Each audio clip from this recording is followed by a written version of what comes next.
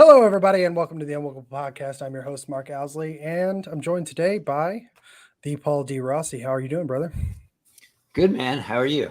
I'm good. I'm good. Well, I wanted to bring Paul on because honestly, he threw up a tweet the other day that caught my attention because it's something I've been digging into, which is, you know, how our technology is kind of controlling our minds a little bit. That instead of us controlling it, it is controlling us. um, and just talk about the social media censorship because it's just interesting that when Elon Musk decides to go ahead and push the button and buy Twitter, right? Uh, you see this massive purge of followers, right? And also, I think it's important to note that libs of TikTok got suspended right after the story after she helped me break the story to OU Children's and was back for like I don't know 12 hours and then got suspended again. Mm. um, and so you see lots of us being shadow banned uh, and having our followers purged and things like that. But it was interesting. I was on Timcast the other day and he was talking about this. He had a good analogy, but he was talking about how the bigger platforms will get knocked down, but that'll cause a big ripple, right? People will notice that. But the, it's the smaller accounts they go after, right?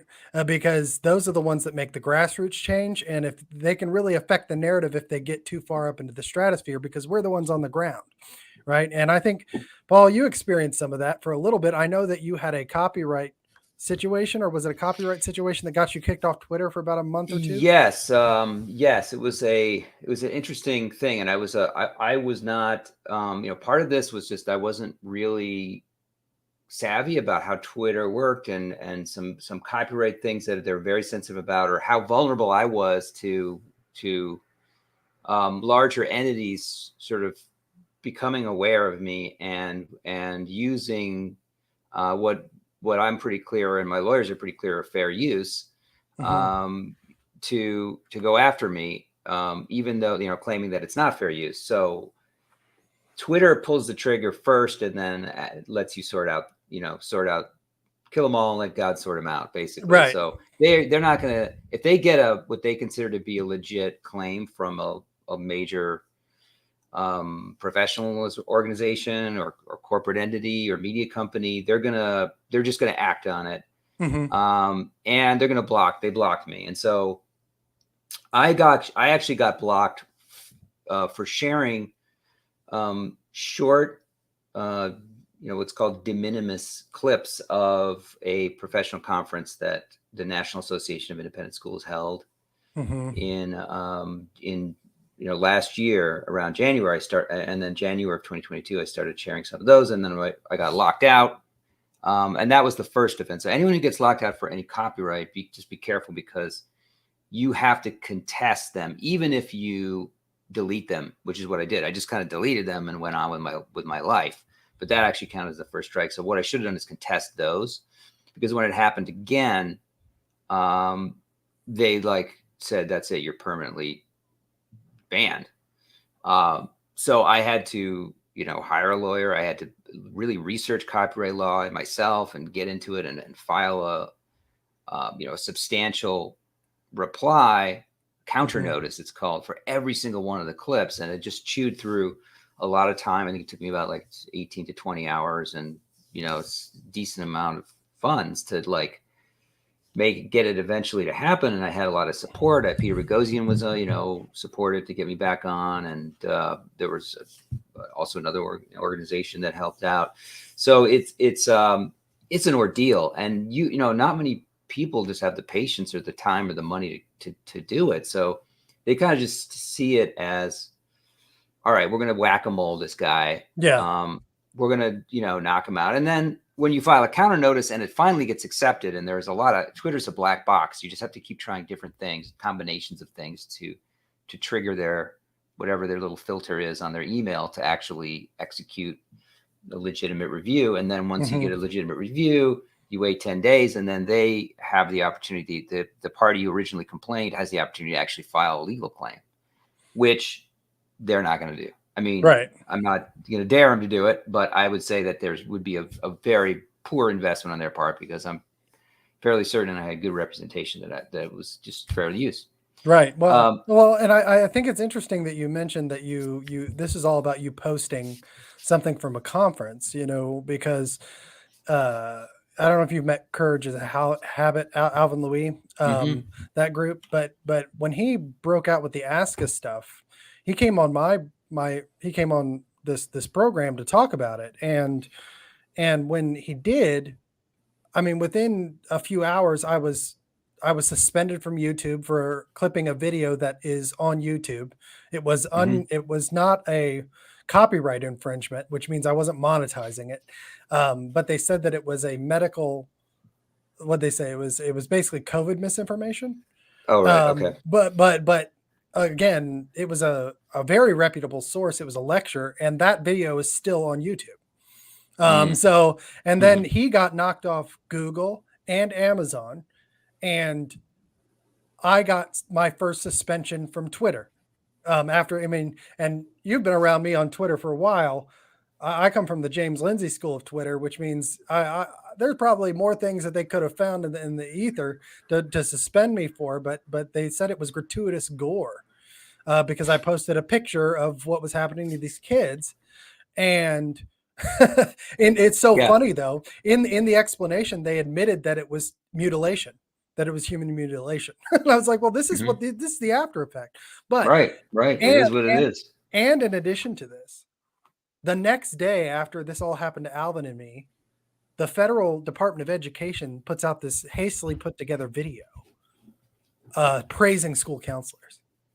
Yeah. And so it seems to be a very intricate web, that targets smaller but influential accounts. And I think you have Yeah. to Yeah. get into that realm. Right. I think we're kind of in the same boat. I mean, the thing is, if I were a PR firm, if I were a crisis communications consultant, right? Hmm. What am I? Who are my clients, and what do they have to worry about? I'm actually doing proactive research. I'm looking into, okay, how does this negative material, which is influencing public opinion, bubble up, right? Where who's feeding? Okay, we got the Chris Rufo, but who's feeding Chris Rufo? Where is this coming from? And Right. it's people like at this mid level. You're talking about the grassroots people that actually, will dig it up, and then Hmm. prepare it, and then with what we have now in the tech climate, we can actually just start talking about it. So you're gonna see even more aggression. I don't know. I don't know how it's. I don't know. I mean, you've got Well, so I'm many hoping. variables now, Elon and everything. Yeah, Yeah. yeah. I'm hoping that Elon, at least on Twitter, will stem some of that tide. But you just saw Ricada get kicked Yeah. off of Twitter and YouTube simultaneously, which is very interesting. And he gets put over to Rumble, which is great, but it doesn't have the reach. But going back to your point about who's feeding the monster, or who's feeding the narratives, or who's feeding the information to the larger platforms, that's one thing I think James Lindsay kind of, he was out of the sleeve on that one, is that he would just retweet people kind of randomly. If he saw Hmm. a good point, you know, Hmm. he didn't even have to know your name, so to speak. I mean, he would get to know you, but he would retweet things that were happening that were evidence of the things he was talking about in a larger frame. Right. Um, but what they're trying to do now, I think they figured that out, which is why James is one of the only banned people to not be brought back. I don't know how hard he's trying, to be honest, but Yeah. but the others that we deal with sometimes have a lot more going on, and they're harder to reach. You know what I mean? And they're not Yeah. as kind of tweet willy nilly as James was. Well, James And James is an interesting, because he would be very. I mean, he's very dangerous. But what makes him dangerous is that he doesn't covet his own material. He doesn't try to like. He's like a total networking feeder. So, like you said, yeah, he throws it out there, and so with his follower count, he could get a lot of attention on stuff that wouldn't get eyeballs otherwise. right. and he's not interested in massaging it, or he doesn't, owning it. He kind of has his Mm-hmm. own lane, but he's just sort of, was pushing all this stuff forward. And so it's difficult to co-opt a guy like that because Yeah. he doesn't have, right. He has his own sort of independent thing. He knows what he's good at. He does that. He does these podcasts. And then he also is this tremendous blaster of everybody Yes. else. Yeah. So, that's a dangerous man. Right. Yeah. And so, there's people, and I think that model, it's a very generous way of Mm-hmm. approaching the problem because you just want to solve the problem, right? You don't want Right. to carve out your little, cash register on it. You're just kind of pushing it out there. So, Well, and he doesn't work for anyone else. He works for right, himself. And right. so He can't be bought. right. It's tricky.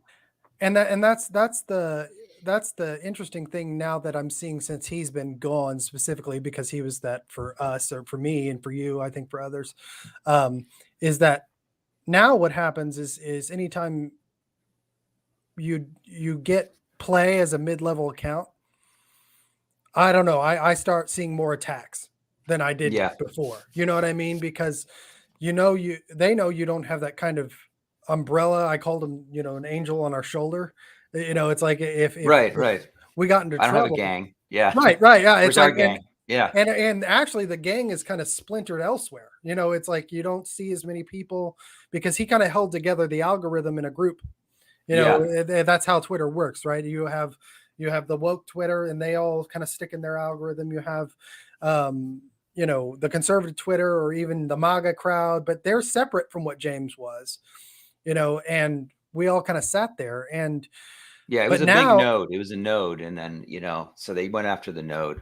yeah, and Um, it's really disconcerting. But I think what we're seeing now with the censorship is more pernicious because now they'll go after people individually, personally. They'll go after them to discredit them, to cut them off from the larger sources.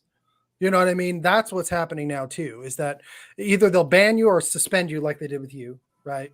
Or they'll do some other kind of trickery to discredit you so that bigger people won't listen to you. And because mm. that's what they don't want. And they do that from the grassroots level. They do that from the grassroots level. Well, I don't know how we fix it though. Yeah, I mean, you don't. I- I mean, the thing is, it is like you have no leverage in Twitter. yeah, It's a losing game unless you have a white knight, yeah, Elon Musk riding in there and saving it for everybody. But who knows how long? Who knows what he'll be able to accomplish? And there are even ways where he's beholden. Like he does have to honor the law. Is that you do have to sort of take action if someone plays the copyright card, right? So right, they're going to find ways to cut us out. If the free speech opens up and you can say groomer, great. But yeah, there's going to be other ways, there's some other tricks, and I'm sure there are lawyers busy at work on this now, and PR firms and crisis consulting firm, and there's a whole industry around this, and we have to be adaptable, and we have to be light on our feet, and we have to go to it, like use every platform, use every possible thing. I started, putting them. I figured out, how to put stuff on Odyssey and how to work Odyssey and Rumble and multiple, things I never knew. I would never, if I was just sort of, if there was right. no problem, I wouldn't have adapted. So you just Well, find a way to adapt. and that leads me to something else though, because I think what I'm seeing is what concerns me is segregation, right? So now you have Truth and you have Odyssey and you have Rumble and you have all these things, right? But that bifurcates the square. You know what I mean? Hmm. And I mean I'm on Truth and it's just first of all, it's a big echo chamber, right? Because everybody's kind of saying the same Yeah. thing. Yeah. And so Doesn't appeal to me. it doesn't it's not as interesting, but it's also you can't spread an idea in a place where everybody thinks the same way. And that's what's concerning me now is that I feel like, you get Ricada who gets knocked off and he jumps over to Rumble, and then you have this giant cohort that runs over to Rumble and will quit using YouTube or Hmm. Truth or Twitter or whatever it would be. And now, how are we supposed to stay the United States of America when we seem to have a pernicious system that's attempting to bifurcate our information. Well, it's funny. One of the reasons people talk about the problem, the echo chamber. One of the reasons why Twitter's still popular, even though, like you're saying, there's all these other things, and it's creating these little silos, is that people don't want to. Like, you want a little bit of an echo chamber, not too much. So the great thing about Twitter is that you can quote tweet people. It's a bit of a scrum. You're going to get dogpiled. You're gonna respond to somebody else's crazy thing. And I've tried to get into genuine dialogues with people. I still haven't, given up on that. I like that about Twitter. When somebody, I'll try to ask the question, an open-ended question, which kind of tries to crack the nut a little bit. And then if I don't get, most of the time I don't get anything substantial in response, but I may get a little bit of something. And so I've had a couple positive exchanges with like different people, different strands in there. And like, that's, even if you don't do that all the time, it's really important to have a platform that is a square where there's a potential to do that, where even if you don't engage with the people, you can see them over there. You can read what they're saying. You can doom scroll. You can read all the wacky stuff and laugh at it, and then quote tweet or whatever. I mean, is it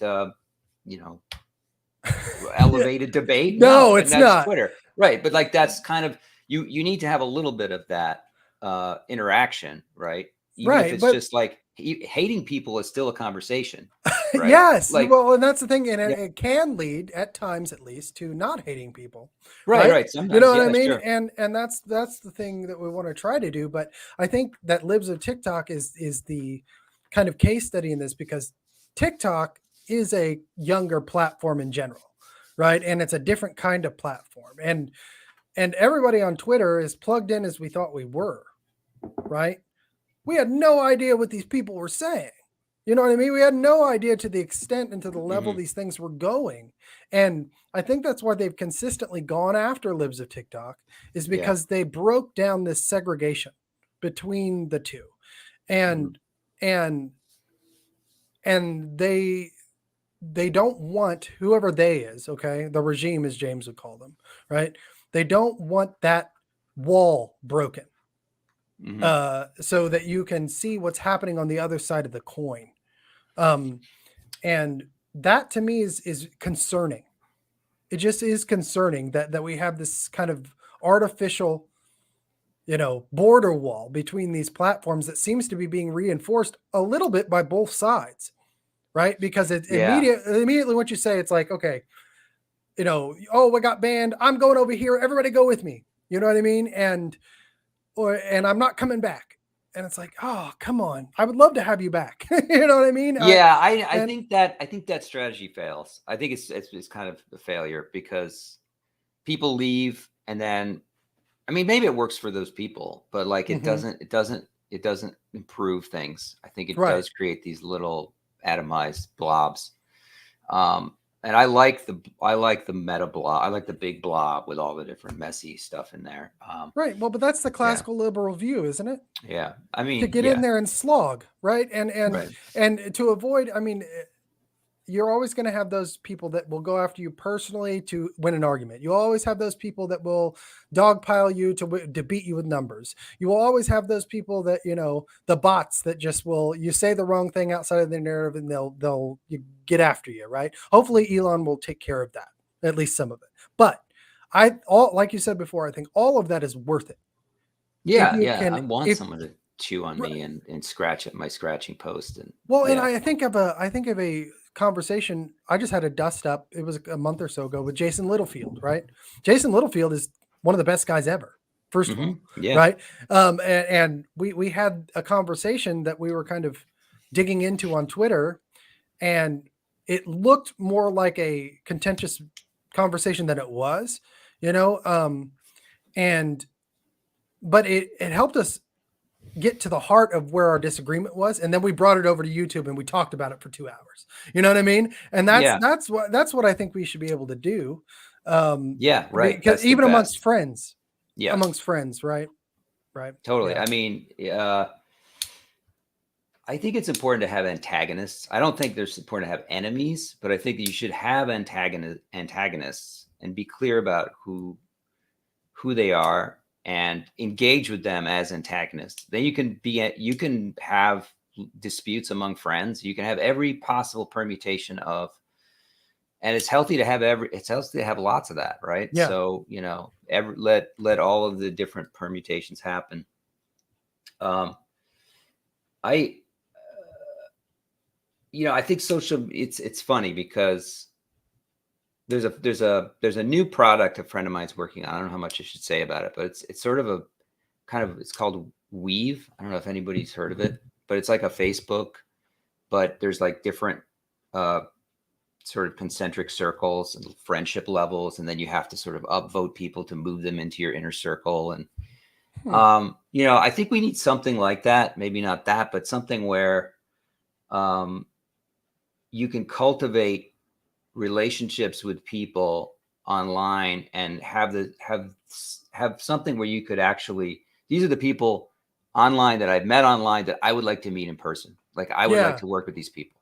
So instead of like what happened to me with Facebook was that I had a bunch of friends in real life. We all went on Facebook, we argued, and then I lost friends. Yeah. Right. And but to sort of reverse the polarity would be to like meet people online, form relationships, call that down, and then, meet them in real life and then have that.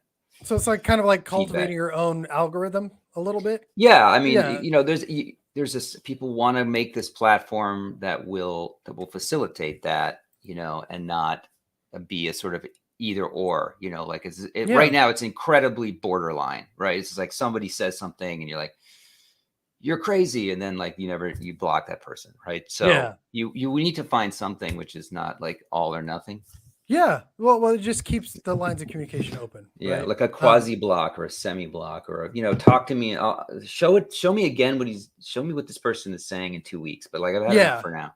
Something that's like, yeah, I think I've seen that in other platforms, but it's not something that's well known, where you can kind of mute them or something for 30 days. Mute 30-day temporary mutes. Things like that. But I think that would be beneficial, because what I'm seeing here is that since people like James have left, that would kind of reach into the grassroots and talk to people, is that now we have more of what feels like a network relationship with some of the larger accounts on Twitter. You know what I mean? And that to me takes away a little bit of what I think was valuable about Twitter on both sides of these issues that we talk about all the time, right? Which is that the grassroots have something to say, and actually the people at the top really need to know it, and not just from the people that they know at the grassroots. You know what I mean? Because there have been so many people that have come up and brought up really important things. I think of Eyes Inside the Classroom, they're kind of like a little TikTok, or, libs of TikTok, and but they get different stuff. You know what I mean? That brings to attention before the big accounts grab it. And what I also don't like seeing is this push for narrative control on both sides now. It's like, now we've folded into the election system. You know what I mean? Yeah. And it always gets worse closer to the election. Right. And I wonder how much of it is because of that, or just that there are these massive party apparatuses on the right that are just saying, look, you gotta be in lockstep with this. And, if you're against us, you're going to be hurting us. Right. That's really unhealthy. It is. And I think we beat that for a little while. Yeah. I think we beat that for a little while. And now we're seeing a little bit more of it. I hope that Elon will open that up again. Well, that brings me to talk about algorithm, right? It's like, content be damned. It doesn't matter. We're all being farmed. Yeah. Oh yeah. Well, we are human capital, right? Go ahead. Yeah. No, I mean, I saw two things that kind of blew my mind on Twitter recently. One of them was this tweet from, I think it's some account called Bernie's Tweets. Do you know this? And she has a video from Sustainable Development Conference, the World Economic Forum. Melissa Fleming, the Department of Global Communications, is talking about, or this unelected functionary, bureaucrat, is talking about how her office worked with Google to to basically curate the search results around climate change because she saw a lot of misinformation, disinformation. And, she said, well, we got all of our UN results at the top. Mhm. So what is, what does that say? Because I'm, as a teacher, when I was teaching, kids would take, as it became a habit, total instinct, that research was Google, right? That it's just, Yeah. it's like, what is a tissue? It is Kleenex. It's the same thing. And Right. so if you have these, some of her hand gestures, if you watch this video, maybe we can, I have the Oh, tweet. yeah, I yeah, can put it, bring it in to me. there. I'll share it. And like, it's just, here, I'll drop it in here, is that it's the dominating force, which is, this is the hand gesture. This is such an interesting, it's like Hold on, I'll bring it up. this hierarchical dominance. Anyway, what is, I remember the card catalog. So I'm old, right? So you go to the library, and there was a librarian, and she would curate what was in the card catalog, and you sort of got a sense of like, these are the sources, and you were able to sort of distinguish. You had to distinguish yourself between a source that was legit and that wasn't. And now you have, these institutions which are unelected determining what you see in the card catalog. Right. And so maybe we can play this. Yeah, you want to see it? Yeah. Okay, hold on. Let me pull it back. We're here. becoming much more proactive. We partnered with Google, for example. If you Google climate change, you will, at the top of your search, you will get all kinds of UN resources. We started this partnership when we were shocked to see that when we Googled climate change, we were getting incredibly distorted information right at the top. So we're becoming much more proactive. We own the science, and we think that the world, should know it, and the platforms themselves also do. Yes. But again, it's a huge challenge that I think all sectors of society need to be very active in. They own the science. That's the thing that hit me with it. I was like, what? We own the science. Yeah. And that's, well, there's that, right? Yeah. But what were you talking about with the hand gestures? It could even be just kind of her. I mean, I think gestures are incredible. I'm Italian, so I grew up with gestures, but I think they're incredibly revealing about somebody's. Here I am watching myself, but like how they orient themselves to the relationship to the subject they're talking about. Right. I'm not a psychologist, but I find it interesting. Meaning that the more they gesticulate, the more they impassioned, or is it the more that they? It could be, but it can also be like the form. Like there's this woke thing that a lot of people do, where they do this thing where they're like, they're trying to say, you need to do this, and there's this clenching, this pincer movement. I've noticed. Anyway, kind of just a side note, but it could be the right science, right? It could be absolutely 100% correct. There is, let's say there is climate change. I don't know. Before the pandemic and a lot of stuff came out that's BS, I probably would have possibly trusted it more. Right. But that anyone is in charge of putting their finger on the scale and moving the needle on what these results are, and then collaborating with this quote unquote objective source, of which the kids all think is objective. I mean, that's research to them, which is crazy to me. I remember when I was in high school, Google and stuff just started coming out, right? You had Dogpile, you had Google, you had all these kind of, what is it, Ask Jeeves or something like that. And I remember the teacher saying to me, these are just a tool. You have to check your sources. Yes. And I remember when Wikipedia started really busting out, I remember all of my teachers, and even because it was even up into college time, right, saying Wikipedia is not a source. Like they would say that. They would say Wikipedia is not a trusted source because too many people can change it. And so therefore anything you read there, start there, but you have to, if you're writing something academic, right, you have to then go check the source to something that's hard. A hardcover, something in the card catalog, so to speak. And it seems what I've seen in the university since then is that's completely out the window. You don't have to go check necessarily the hard sources on things in an academic sense, especially in the media when we're talking about the press. You Oh know what I yeah, mean? yeah. Well, And yeah.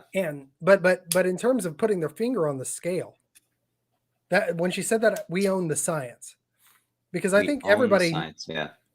everybody can see that we have some change in the climate. Now it's the causes of that is I think the bone to pick, and how much or how little that's happening. And we And won't how to talk fix. I about mean, if given it, right. even if how to fix it. I mean, what are they doing to fix it? It's a whole other agenda going on. I think. And so I just started to think, well, I mean, I remember I did code. I coded. I learned to code. I You pretended did. I Good for pretended you. to know how to code in the 90s during this .com boom. I was a poet Mhm. and I needed to make money, I need to eat. I was good at math, so I had a friend of mine worked for a large media company. You know, I lied. I said I knew how to code, right? And I figured it out, and I tried to do it as quickly as I could, and I tore out a lot of hair, and I got this thing project turned around, staying up late and drinking a lot of coffee, and I've Mhm. cracked open the books. And but now that was about coding. You would code something for people, but now the people are what you code. Yes. So the algorithms, I just realized that we are the computer. Like, we are what's being programmed. This is not an original thought, but there's been Right. movies about this. But if you really realize that you are the one being programmed, and that you have hardware, you have software, you have hormones, you have an amygdala, you have a brain, and the brain is the thing that's being programmed, and your instincts are being manipulated. I got addicted to this video game. Okay. This video game is a cheesy browser game. Okay. It just Mhm. happens to have the right combination of city building and resource collection and war elements to it. The graphics aren't spectacular, but they Mhm. tap into whatever it is in my hindbrain that wants to accumulate power and resources. Right. Okay. These are Yeah. not real power. This is not real power and resources. So Right. I have squandered. I've been hooked up to the Hours. matrix. I don't know how long, but this is not. I mean, this is not an unusual phenomenon, because I know this company's raking in like $1 million a day practically on Mhm. people buying extra resources or whatever it is. And then So you spend real money on it. right, you But spend people spend real money on it, and it's I was right. able to sell my city for like $3,000. For real? Yeah, Like actual but yeah, $3,000? but the thing is that if you actually figured out did the dividing by the hours spent, it would be like a penny and Pennies. something ridiculous. So I don't feel like I feel like I walked Yeah. away with a little dignity. Um, but I realized from the experience, like, the matrix, they don't hook you up all at once. It's just like there's a little hook here, there's a little hook here, they get you back here a little bit, and you find yourself doing things and behaving in certain ways. And then now with learning management systems in the education market, big tech, big ed, Mhm. they are monitoring kids' response times for questions. They are making psychological profiles. This is something that's been talked about. And they are taking the data and they're warehousing it somewhere. Yeah. And if you try to opt out of, say, Canvas, you can't participate in French class, because Yeah. the teacher is not going to accept your handwritten assignment outside of the thing. You have to put in your profile and your information. Yeah. And even if the company doesn't sell it, well, stuff gets hacked into all the time That's right. by bad actors or state actors or gray hats or white hats or black. Who knows who's going to find it? And you can wind up handing over the keys to your own brain, and basically giving people root access to your hardware, which is your brain, Well, and I think and your kids' brains. yeah, that is, and I think that's the big thing, right? Because you see Google just jumping into all these education markets, with their Oh yeah. their tablets and things, and they'll give them to you for free, but it's like it's the same thing as, you can get a free phone at most places, Mhm. because that's not what they're making the money off of anymore. It's what you do with the phone that they make the money off of. But I think it's interesting to say that, our brains can be hacked through these devices and through this technology. But I think the reason for that is because everything that man creates is in some way, shape, or form a copy of itself. You know what I mean? It's like when we talk about data and we talk about memories, we're kind of just reinventing ourselves in another form, especially if it has any intelligence to it at all. And so when you hear that this is a conspiracy theory, it shouldn't be, because it's pretty. I mean, it is pretty self-explanatory. Just commonsensical that we're creating stuff that can be intelligent and learn. And those things will learn, and that information is going to go to somewhere because it's not sentient, obviously, right? It's controlled by someone or something that's sentient, or an entity, a company with sentient people in it. And so, what do they want to do with that? I think they want to control, at least as much as possible, the populace that votes to make things happen, because we are in a democracy, at least here in America, right? We still vote, right? Well, if you can take, at least right now, and I don't know. I mean, it's funny that you said populism, because if the people vote with the elites, well, it's democracy. If they vote against, it's populism. Right. So, populism is a dirty word. It's just a bunch of people voting for what they want. Right. It happens to be the thing that people who run the show don't want. So, that's a challenge. How do you know some history a little bit? Like, I mean, that the first populist president was Andrew Jackson, right? Right. Yeah. And they saw him as an implicit threat. I mean, like, even way back then, no technology. All you had was newspapers, right? But he was, I mean, just in a way that was stuff was hard back then. The people don't know that a lot of this, but the press was vicious. Oh yeah. I mean, just vicious. But to him, they were even kind of went above and beyond.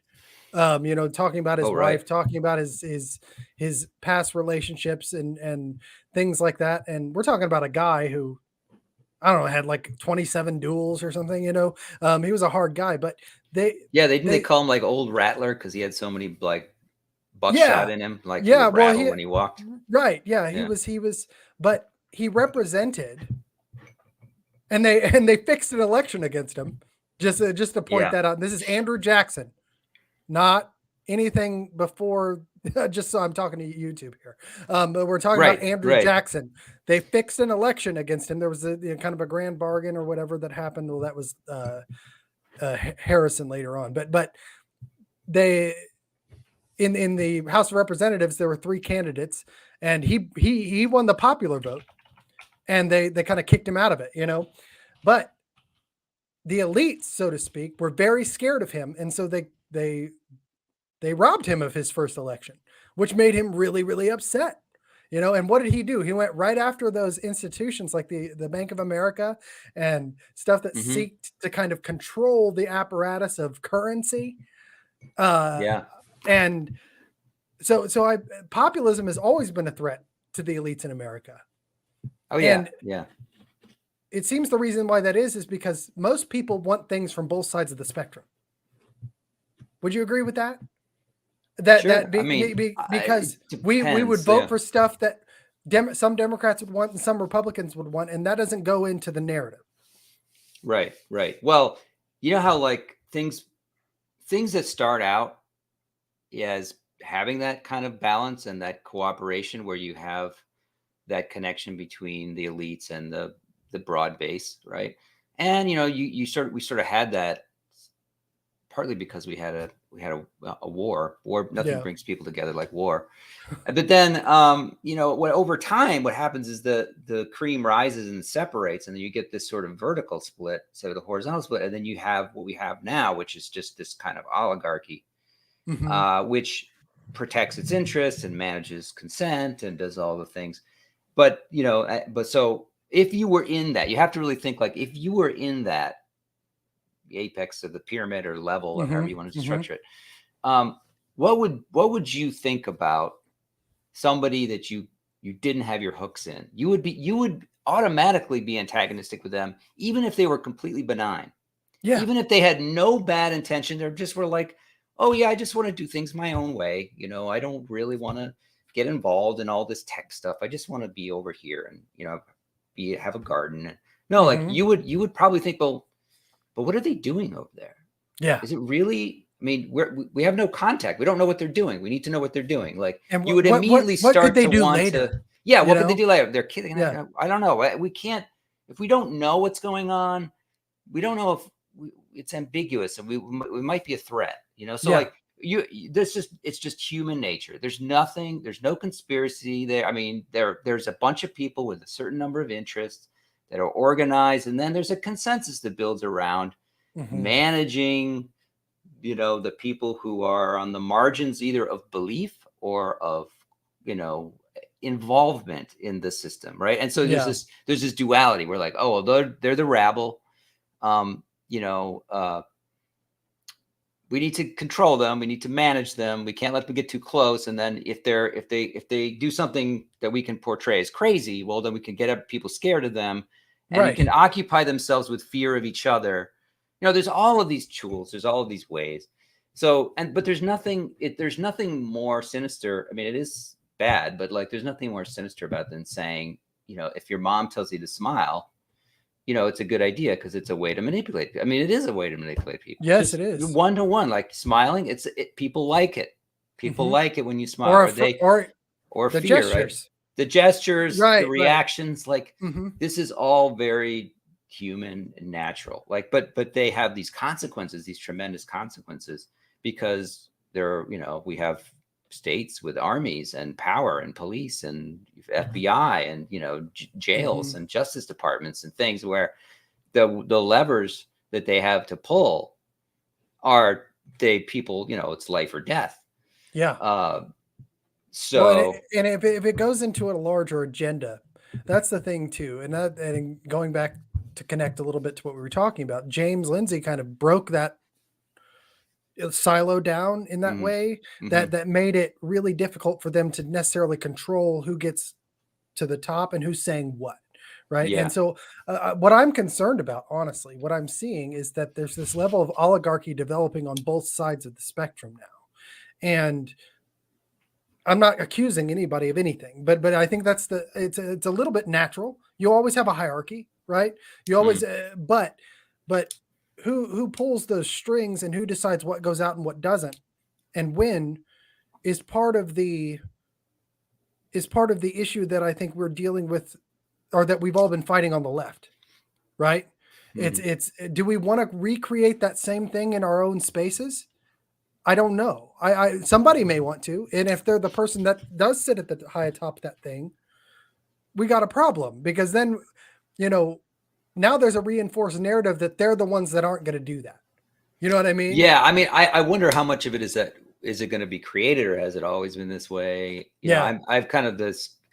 I was kind of a noob. I came into this space a year ago, and I've just seen how organizations work and how the party politics a little bit work. And you know, I think there's always been this self-serving aspect to so many organizations and political parties.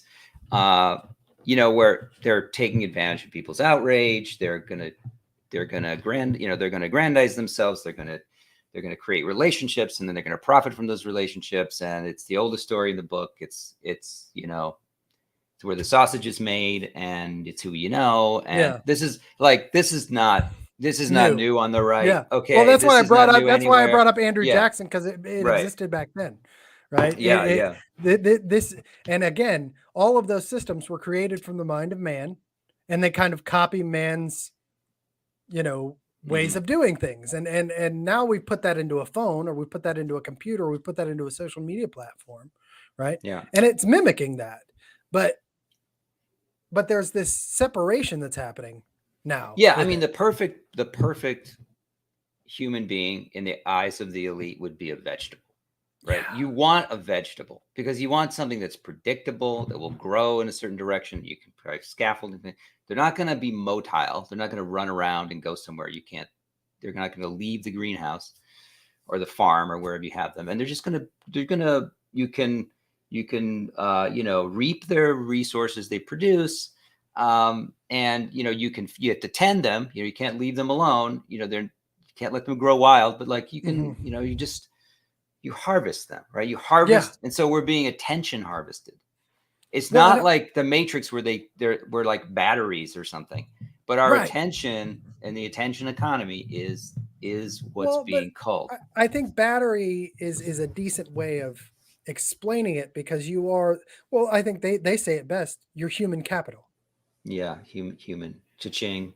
I mean, seriously, that when I keep seeing that in not just the WEF, okay, because the WEF is the WEF, but I'm now seeing that term over and over and over again in even education literature, or in legislation about education, or in especially healthcare things. That I mean, I remember when it came about. It's been around a while, human capital, and it was a sort of a dignifying thing at first. It was like, well, you're human capital because like you have so much potential to like develop, and you can, all of the creativity of yourself can come out, and so that's the way it was presented, right? But it does.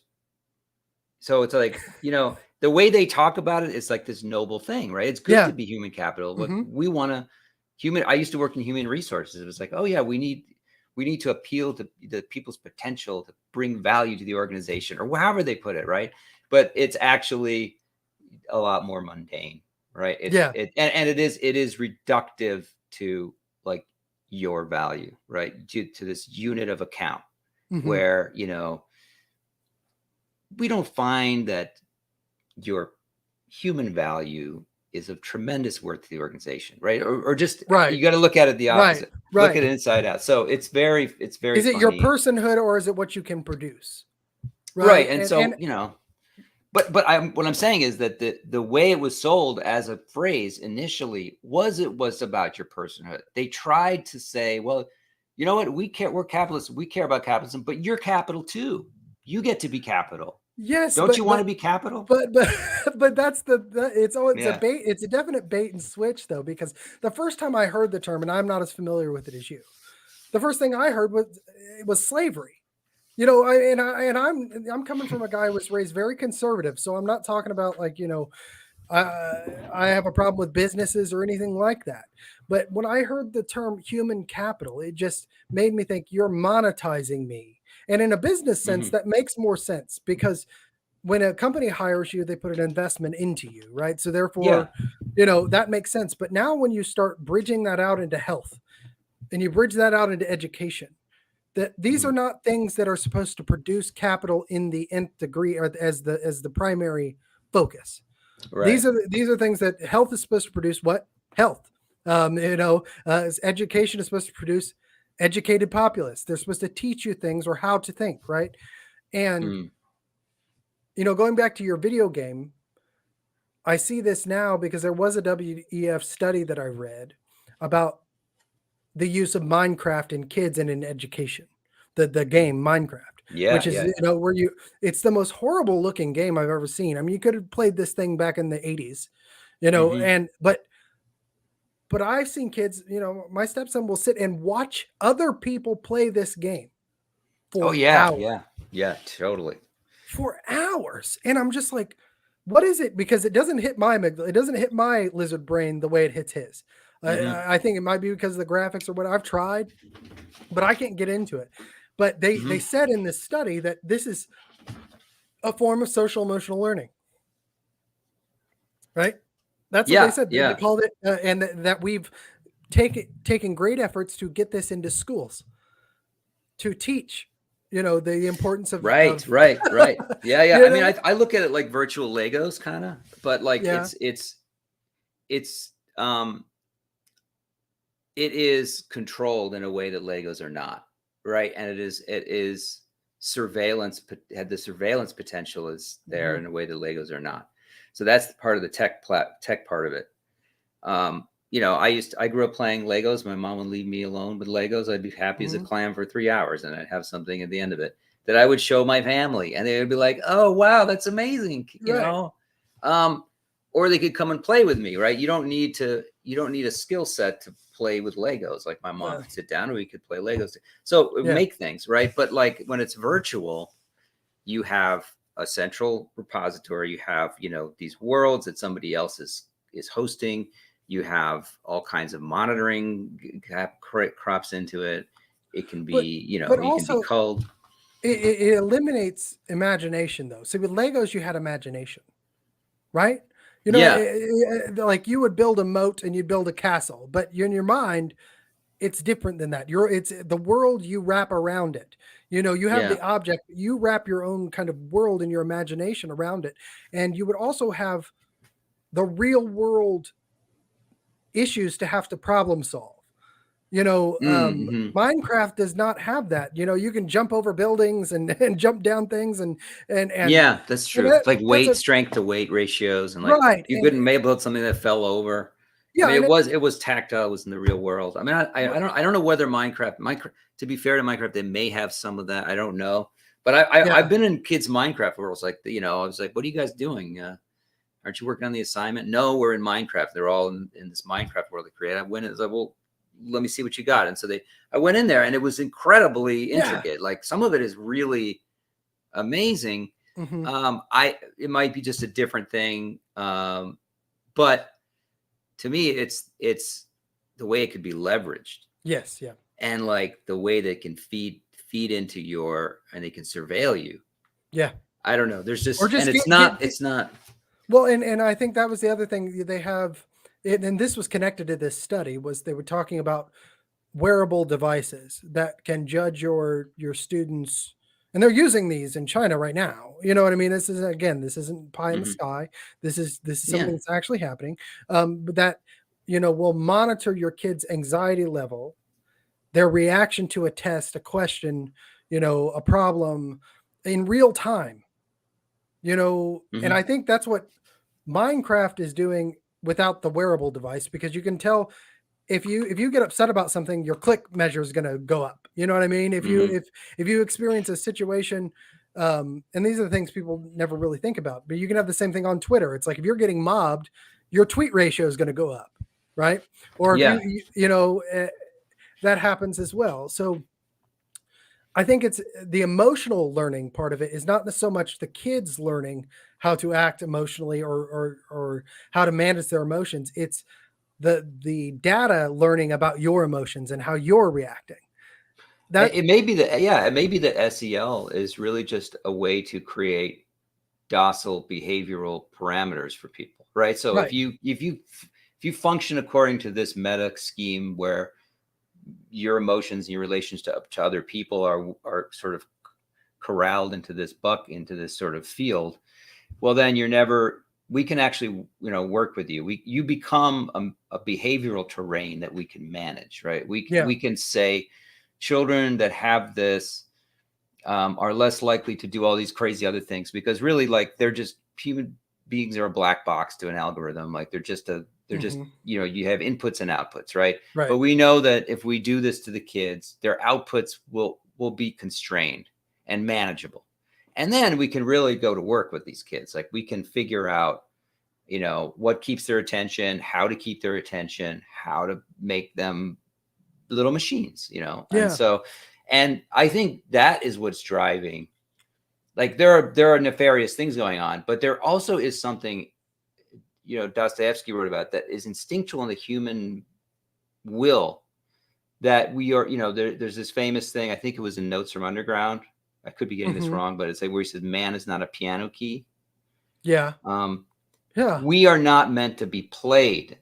Yes. And that is is the essence really of what is driving all of this. Like, you do not press me and predict what I will do. And even if it's the right thing for me to do, even if you press this button and I would choose it myself independently, I will purposefully do the wrong thing because I am not a machine. And like, if you do not give people that liberty, will, whatever, like they will, if you take them for granted, they will, fight back. Well, and that is just human nature. And and it goes back. So let's just talk religion in that aspect for saying, because that just hit something that made me think. you know, God is, regardless of which religion you are. So say Islam, you're Christian. God is all powerful. He's omniscient, right? Mhm. He's the creator of the heavens and the earth, right? And he can control all things, except for one thing. He can't control your free will. Right. That's Yeah. that is the and I always hit on that even as a kid, because that's what makes Mm. us able to have a relationship with God, right? Is that we choose it or we do not. Now, there was consequences either way, and they Mhm. can be dire either way depending on your circumstances. You could choose your relationship as a Christian and be killed in the lion pits in Rome, you know, Yeah. or you can choose it and live a better life, or you know, whatever it would be. But you had to choose. It wasn't chosen for you. And God, so the concept of free will is important here, and I think that's what you were articulating, right? Is that are we giving that up by putting our minds into these apparatuses, into these Mhm. computers that socially nudge us? And that was another part of this study. It's so interesting. Social nudging, you know, that you hit people with just, you know, either Yeah. negative or Nudge affirmative theory. stimuli, Right. and just kind of gently push them one way or the other, right? Right. And that's manipulation. Right. And if you're too overt about it, they'll see you coming and they'll reject it. So, Right. it's, you could be a piano key. I think the thing is, we are piano keys without knowing it. But if you realize you're a piano key, then you become dangerous. Then you have the potential to reject. Right. And I think what we've learned about human beings is how we have so many buttons, and we're so vulnerable to being manipulated in so many ways Mhm. that it's, if you're born, you're just, Yeah. you're like this little piece of putty and you're being moved. And of course we have innate things and things that are character innately and so on, And genetically or DNA what and have you, DNA, personality, but but like, there but is a but nature there versus is nurture. something that, smile is a universal, human universal. You smile at Yeah. someone, They're gonna they're going to smile feel back. good. And like Yeah. you are changing their body chemistry Hmm. with a simple act, right? And so the Well, con man knows this as an individual. And then mhm. imagine just that very sort of humble thing, like magnified, like exploded times 10 billion, and the ability of a processor and teams of scientists and researchers being able to do that to you. Yeah, the smartest people in the world looking at Yeah. the things that you react to and going, now I work for Mm. this person and they want this to happen. You know what I mean? Right, And right. and Yeah. and I saw that a lot with, I think, the whole time Trump was in office. And since then, for sure, where it's like you just get hit with boom, boom. You know, nobody is even talking about BLM anymore. Nobody's talking about that. You know, and that wasn't that Hmm. long ago. You know, Right. and it seems like forever ago, but we all got hit with this giant. We got shut down, and then we got hit with this giant tragedy. And Hmm. we all played through. The first time I think that happened on that scale was the Kennedy assassination. And I think you saw the effects of that trauma, that worldwide or that countrywide collective trauma extend for decades, even maybe even now. Mm. And I I always say, people talk about conspiracy theories like well, who killed Kennedy? Well, I think it mattered. It matters less now. I think the more important part about it is, what did the people who are in power learn about it? And what are they using about what they learned now? You know, and Hmm. how do we find that in the media? Because now it seems like we have all these we have the phones that bring us into this. They grab a hold of our brain, they nudge us, they figure out what we like or don't like, and they hit us with it all at the same time. And I think for a society that hasn't had a world war or a major conflict in a long time, that we're being primed for a situation that, when we do, because we will, I mean, just on a timeline, there will be another conflict that will capture at least a majority of the world's attention. Where are we going to be nudged? Yeah, I mean, I think one thing that might be really interesting is, what if you could convince people that they were in a simulation, but they weren't? What if you had a bunch of people that, like, this idea of like, well, we could be in a simulation, right? This could all be Uh-huh. like, okay, so what if that was able to and you had people go and die imagining that they were in a video game, but they're not. They actually die. What if you could do that, Yeah. then you could really do you could really Right. function without any friction at all, right? Then Because you are the video game, aren't you? if I imagine that I could put a quarter in at the end of my life and get a new one, Yeah. I don't mind dying so much, do I? Right? Right. Or I don't mind, my friends dying. If I imagine that they've gone to a better place, maybe they've been rebooted somewhere in a server, right? So then, I that's might religion actually, in general, isn't it? But yeah. I mean, you could have that kind of a religious framework. Except that, at least most religion, I'll speak for Christianity. It's the one I'm a Christian. The thought is to live a better life here, like to actually not partake of all of the things that can harm you, because if you do those things, you'll have a longer life, and bonus, you'll reboot at another place and have a better life there as well. You know what I mean? Right. Well, But- that's but- wisdom. Right. That's total wisdom. Right. And you have a schema. True, true, false, doesn't matter. Like, Right. I'm not going to if you have a schema of wisdom that is behaviorally attached, you can attach to it. You can raise the young in it. You can actually sustain yourself over millennia. Fantastic. Right. But, if I was just a technocratic elite and I wanted to make that, how would I make one that had all that power, but also let me be, like, in Gnostic terminology, like a demiurge, like someone that could control a false god? How could I make myself a false god, give you a schema to get you to do what I want you to do? I would do it by saying raising the young to believe they're in a simulation. Yes. Well, but And then without their, isn't that wokeness though? I mean, because I think it's any narrative. Yes, all yes. narrative But is a simulation. specifically, But specifically when we're talking about your point about if you can get someone to believe that they can, put a quarter in and re-encamp, right? Let's talk about the gender issue, right? If you can make someone believe that their inner person, their soul, for lack of a better word, is not whom is represented in their body, then you can convince them that, like a video game, they can change it. It's like their character. You know what I mean? It's like you're going to be rebooted as a brand new, wonderful, imaginary being that you imagine yourself truly is inside. Right. You can attain this transformation, this rebirth, born again. And maybe that's why we see so many kids now going towards that gender issue, because it's a chance to reboot, right? That you don't like who yourself now. So the doctors and even your parents at given points, or the counselors, are going to give you a method to go in and retool your base character. Yeah, right. I get to re-roll. I feel like I'm a different character. I got, I had this role, but I want a new role, and I get to be what I imagine my role should be. I want all 18s on my, fighter, cleric, dwarf, thief. And so, so you're telling me that I can get all 18s? I'm going to do it. I'm going to get all 18s. But then, of course, everyone else has to see that I have all 18s. You have to call me by my pronouns, right? So I need that reflected by society. It's not enough, or else I'm going to need another surgery, or I'm going to need everyone to comply with my vanity or whatever.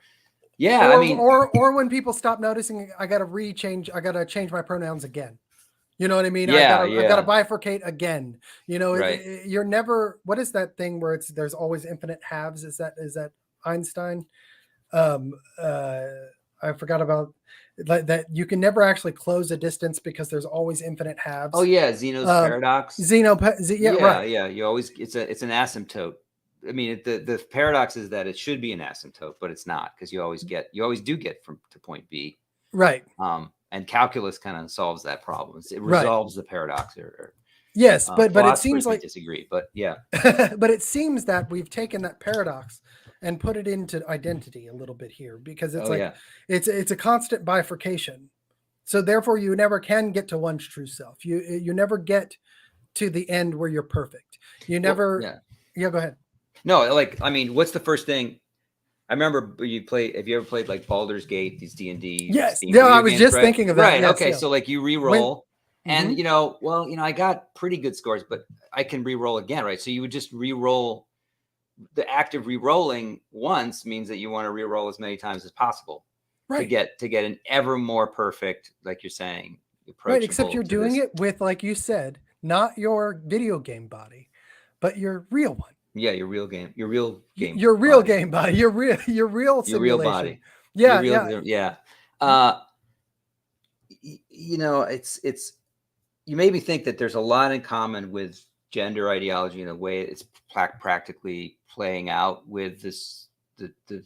I think there's like a psychological need for some sort of adolescent transformative event, right? So you have, Isn't that confirmation, puberty? puberty. Well, puberty is the nature part, but there needs to Right. be a cultural thing that demarcates this sort of line. Because if you have this sort of, like if you, there are tribes where you hang from trees with with pins through your nipples or whatever. Yeah, Like yeah, there's yeah. stuff that you do to prove to achieve manhood. It's not necessarily the manhood, it's adulthood of some kind. And so like Right. you're reimagining yourself, and in the absence of any traditional cultural norms, science and capitalism is perfectly happy to offer you that transformation. Like, Yeah. we'll give that to you. We sense that you need that. You're anxious, you don't know what you believe. Here's the answer. And that's, again and again, these detransitioners say, like, I was upset, I wanted to be somebody else, and then they gave me this answer, right? Yeah. That was the way out of Right. to resolve my confusion and anxiety and insecurity, all of the things. So that's what that's a rite of passage. So what I'm just Mm-hmm. spitballing that what we're seeing now may be a reimagination of the rite of passage, Well, and that's funny culturally, because James anthropology. Lindsay calls it, when I was talking to James when I got my first Twitter suspension, which I felt like was a rite of passage. Yeah, yeah. But he said, and it was because I showed a picture of the result of what one of these surgeries did, right? Mm-hmm, And mm-hmm. he immediately catched it and he goes, you can't expose the ritual.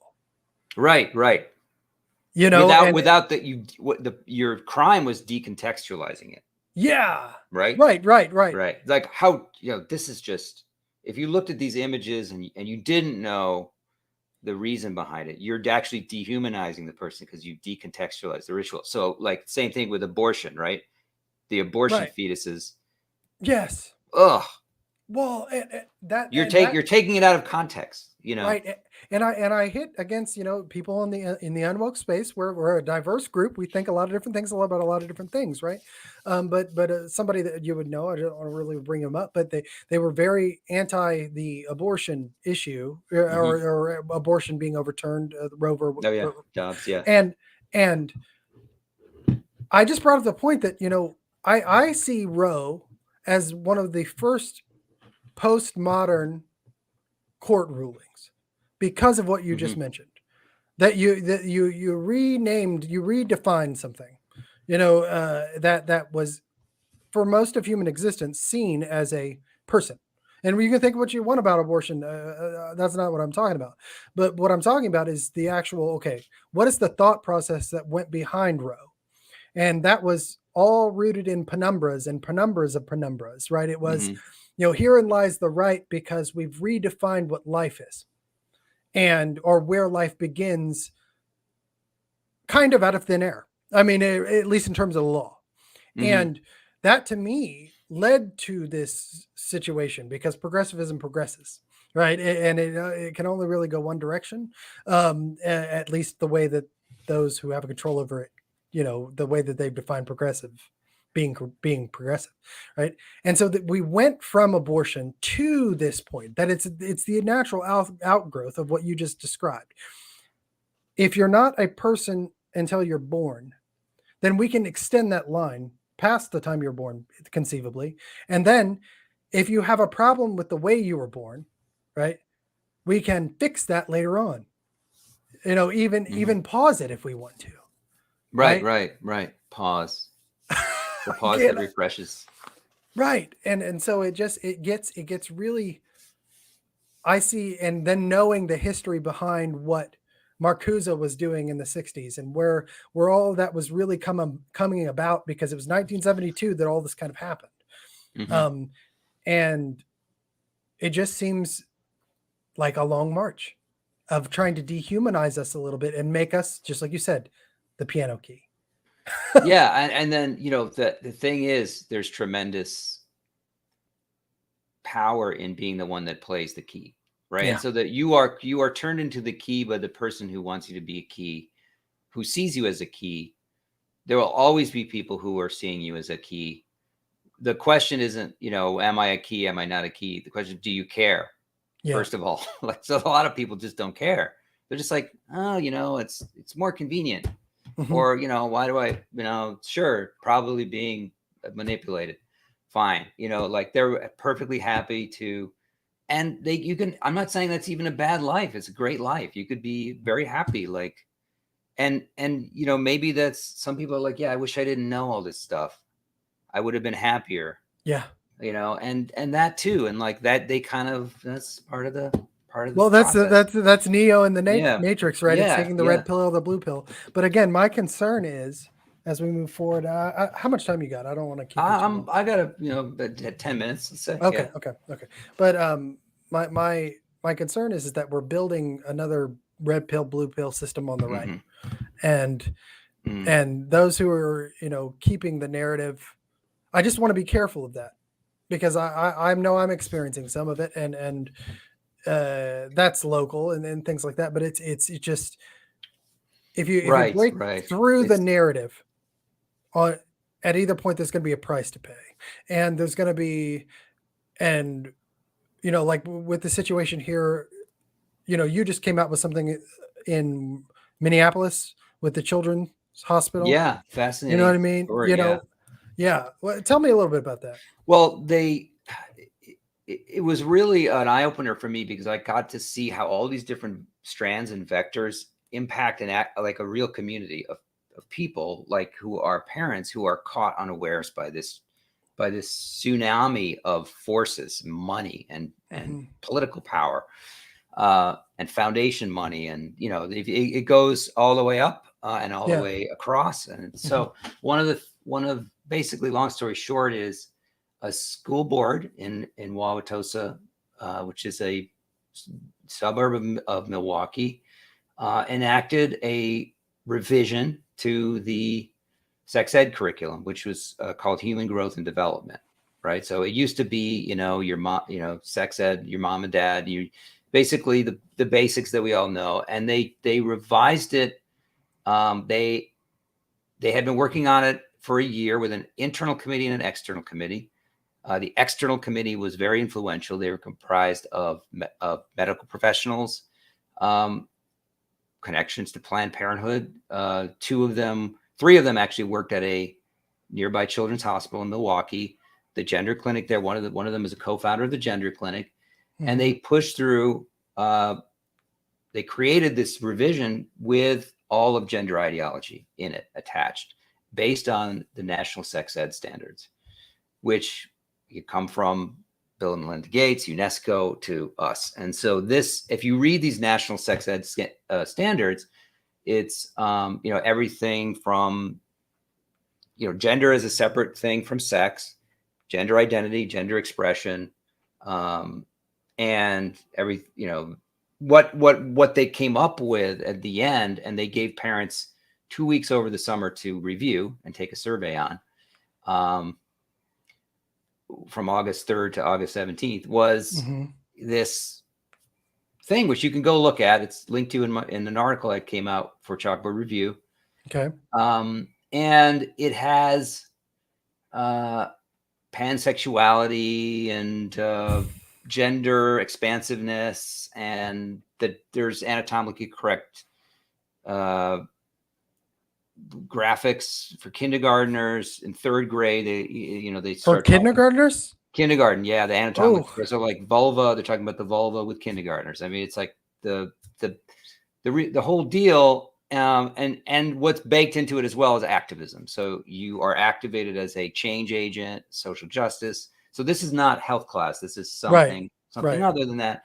And then when there was a groundswell against it, you can watch the school board meetings where these, which is really 6-1 for the woke side, essentially pushing it through. And so it was a foregone conclusion. But teachers brought in and administrators brought in kids to testify at the mic because they wanted to hear. They were using the innocents as the mouthpieces for this. And then you had parents, community members, grandparents, aunts, uncles, regular folks in a purple community speaking out against it very eloquently. And they had a survey, and they did the initial survey results. Where after, essentially they released 3 different snapshots of the survey results. The first snapshot was, oh, this is very popular. We gave up, we sent out 10,000 requests and we got 100 back, and 100 all very positive. So that was the little cadre of all the people who were pushing it. Then after the parents started waking up and forming Facebook groups and activating against it, they released these other survey numbers, which were, 52% against. So it was really divisive, and, it was like strong oppose and strong positive and very little in the middle. So totally divisive. And then for the final meeting on the 22nd of August, when they approved it, of course, all these parents a lot of them are still checked out because that's what the summer is for. They said, well, we filtered out the survey results by email and by IP address, because if you didn't have an email address when you took the survey, and you were outside of the school system email, well, then we purged the data of those names. And so everyone who was a grandparent, extended family member who wasn't connected to the system software got dumped. And they claimed we had a lot of outside people taking the poll, but they answered no question about how they were able to sort of separate those people from the legitimate people. And then lo and behold, it was 65% for, and they used that as a way to say that the community was for it. So you just, and they devoted, they worked over the weekend to do this data purge at the last minute without telling anyone. And so it is so shady. But then you can also see the influence of, you have these gender clinic psychologists pushing this as a kind of a pipeline, right? Because you can get them when they're young. You teach them about all the gender identity. You teach them how to, you could be in your gender box, which is being cis, or you could be out of your gender box. Which do you want to, if you frame it as in or out, like kids are like, I want to be free. It's a whole setup. So they're pushing these kids to go towards these alternate identities, so they can do surgery on them later. I mean, and that's $40,000 a pop for top and $200,000 for bottom. Right. You've got they become permanent subscribers, right? Hormones are $40,000 a year. You have a lot of human capital on the in the OR. Okay, and that's the problem. And there's a pipeline, right? Because again, like with the situation here at OU Children's, what I was trying to let people know that I guess I was not successful at was that OU Children's was just the convalescent part of the pipeline. They hand out the kid to the surgeon. The surgeon comes back and they do the hormones and the mental health care that go with it. And so they become sausages and they just go through the pipeline. And then again, they are attached to this medical apparatus for forever, and that's rough.